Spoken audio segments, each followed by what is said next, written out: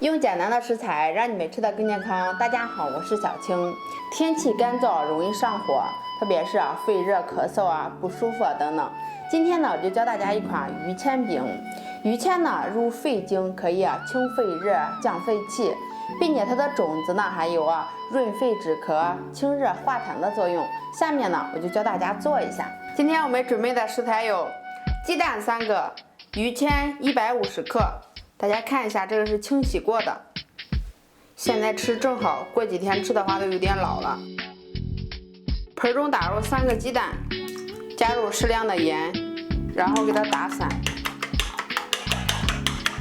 然后我们放入鱼签。锅烧热，我们放入油，我们倒入1半的鸡蛋，快速翻炒，待鸡蛋凝固不要定型，迅速倒出。再次给它搅拌均匀。锅烧热，我们放入油，然后全部的倒入鸡蛋。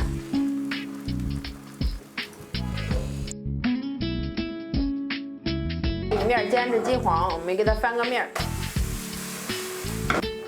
2面煎至金黄，我们倒出。